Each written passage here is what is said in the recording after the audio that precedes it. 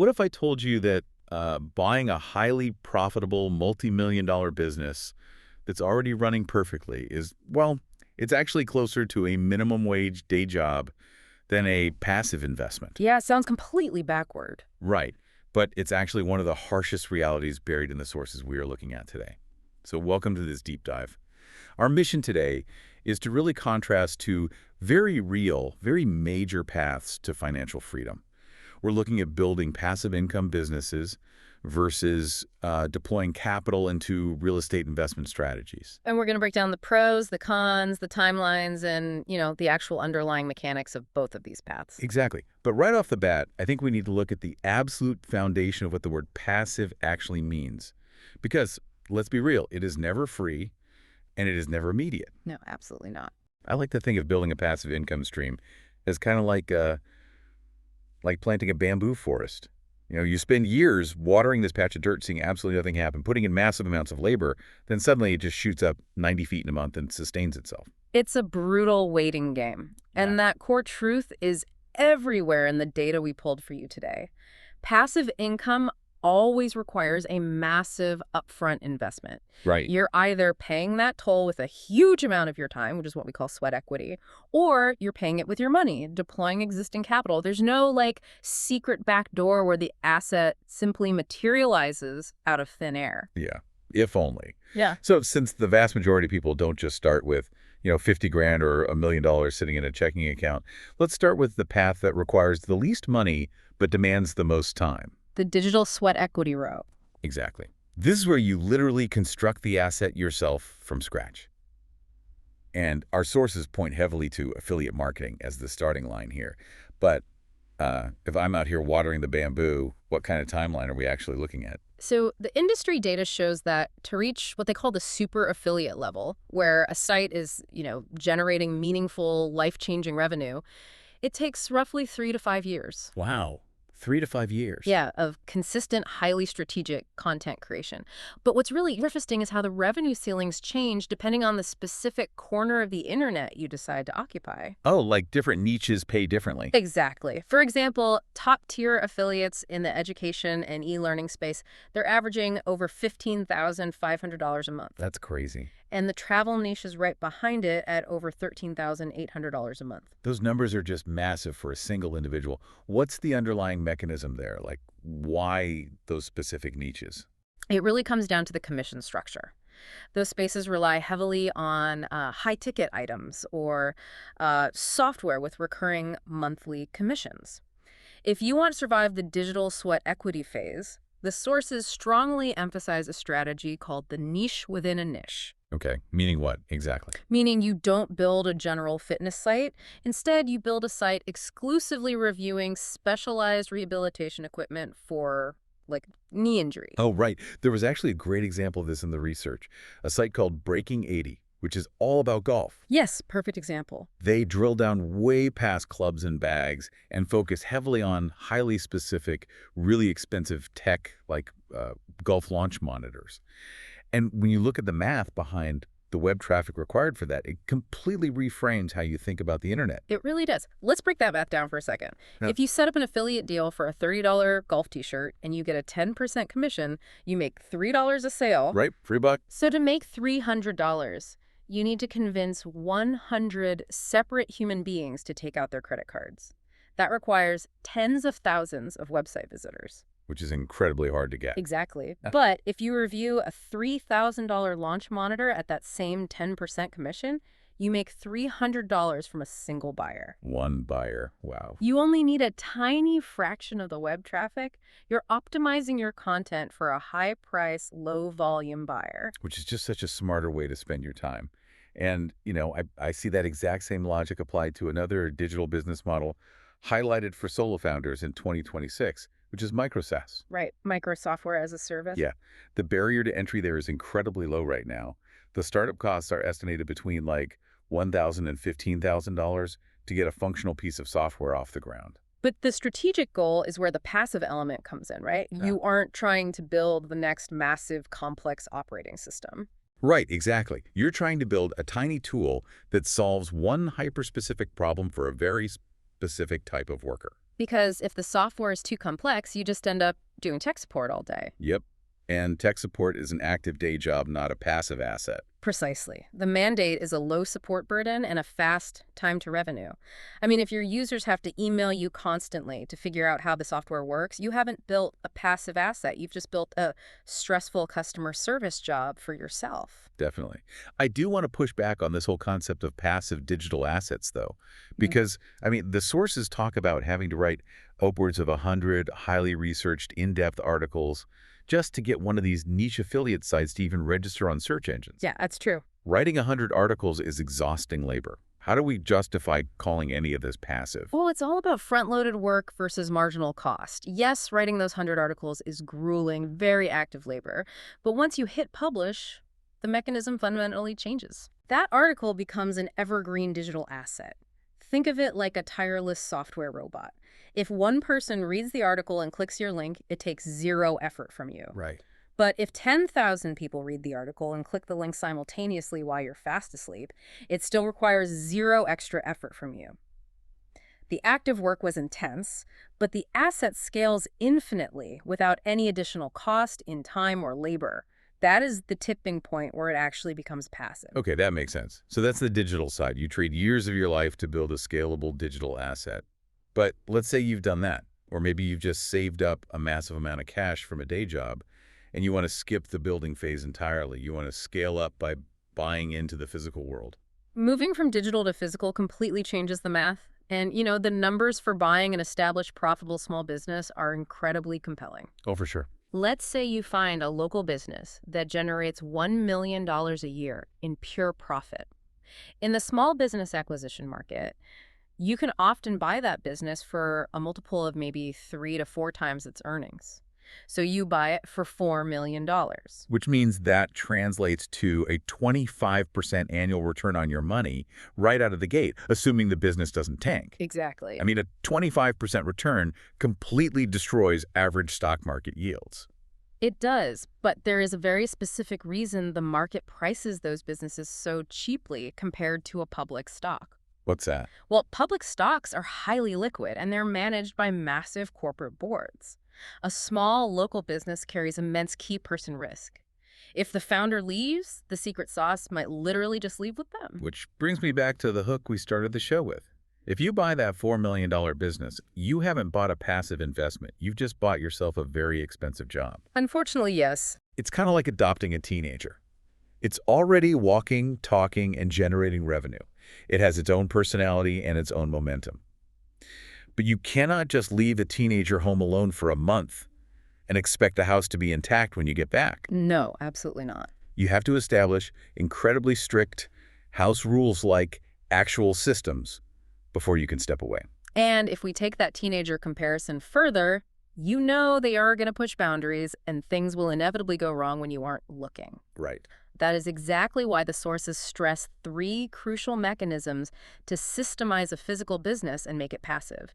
First, you need operators, the day-to-day managers, but a flat salary just isn't enough. They need a stake in it. Exactly. They need skin in the game. You structure profit sharing so that if the business grows, they directly financially benefit.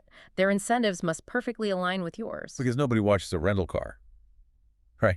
If they don't own a piece of the success, they just won't treat the business with the same care you would. That is exactly it. Second, you need a parachute plan. A parachute plan. Yeah, it's a predefined written strategy for worst-case scenarios. Like, what exactly happens on day 1 if your lead operator suddenly quits? Or a key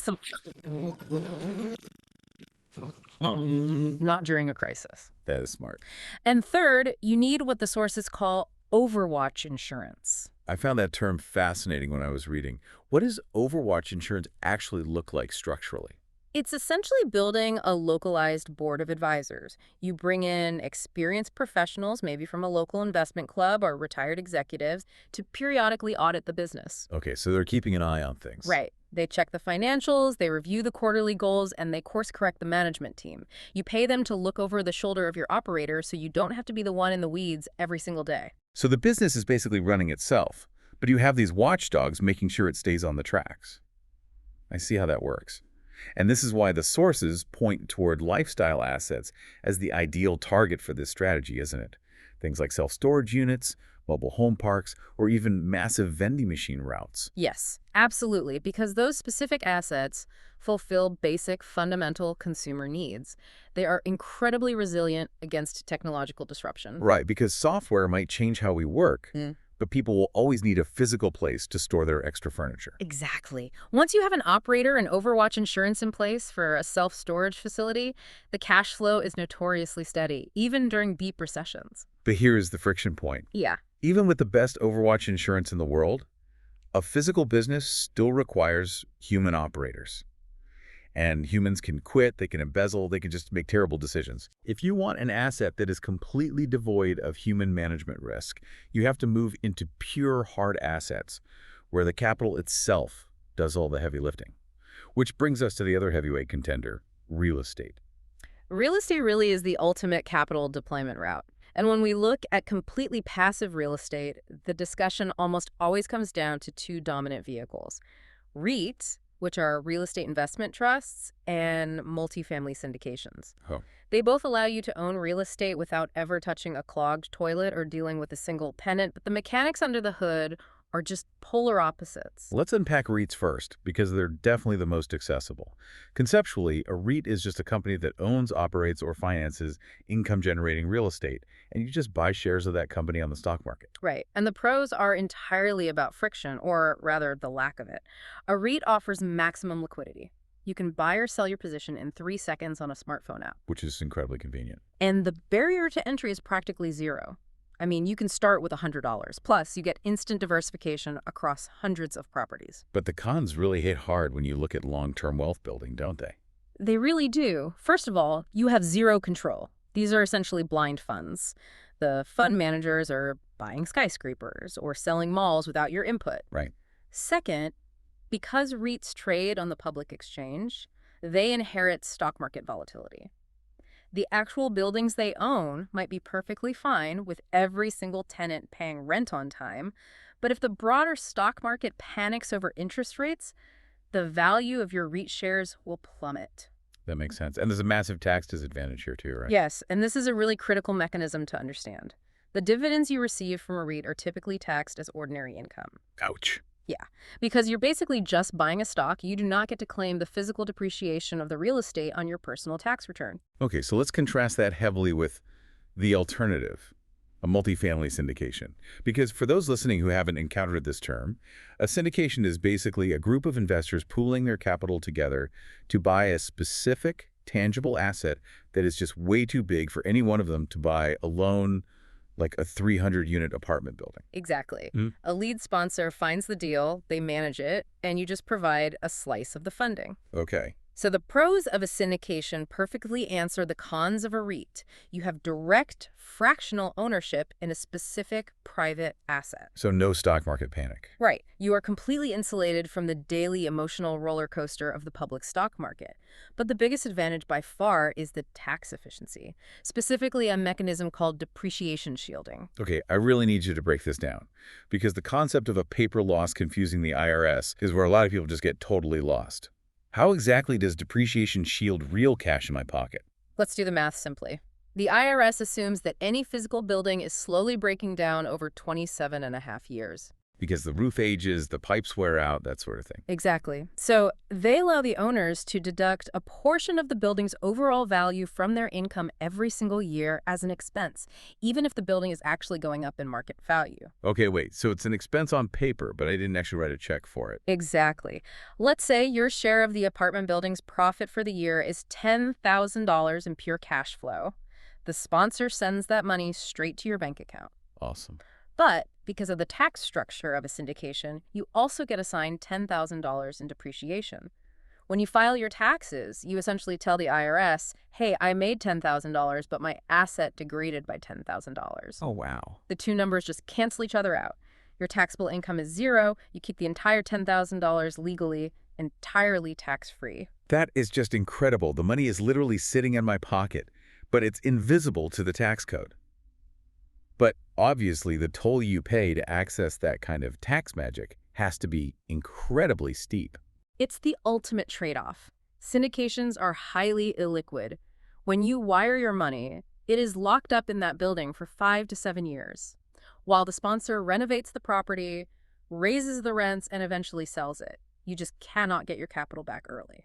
Plus, the velvet rope is pulled pretty tight. I mean, you usually need a minimum of $50,000 just to buy a single share. Yep. And on top of that, syndications often require you to be an accredited investor, meaning you already have to prove a high net worth or a sustained high income just to be legally allowed to participate. Exactly.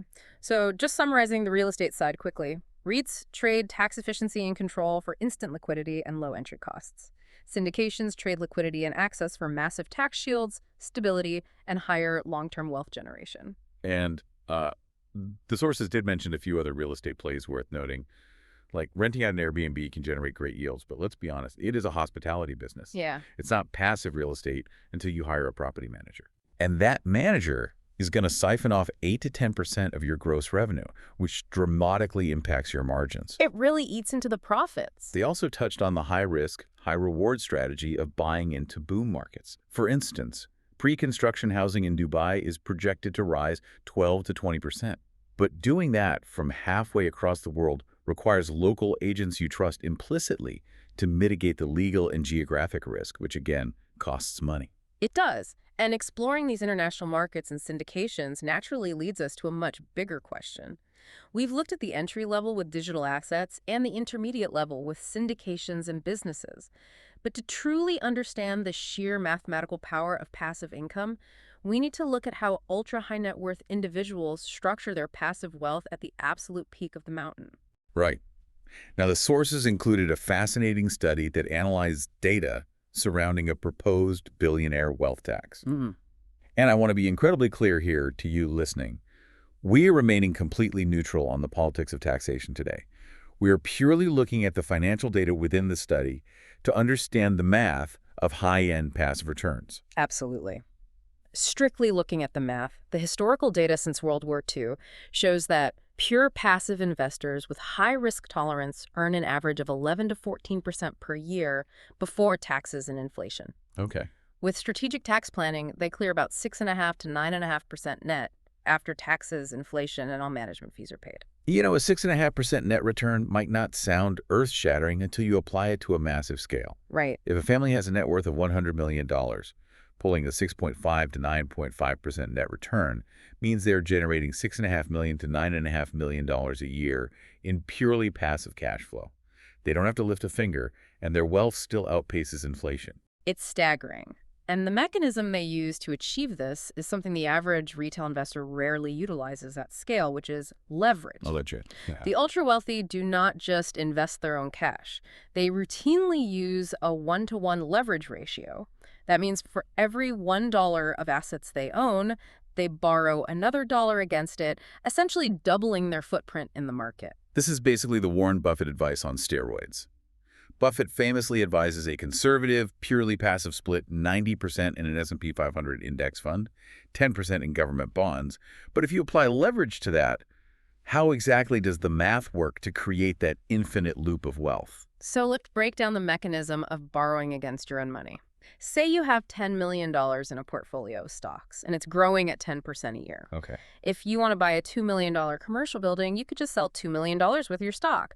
But if you do that, you trigger a massive capital gains tax bill, and you lose the future compound growth of those sold shares. You're basically cannibalizing your own asset. Yeah, exactly. So instead of selling, you go to a bank. You pledge your $10 million stock portfolio as collateral, and the bank gives you a $2 million loan at a very low interest rate.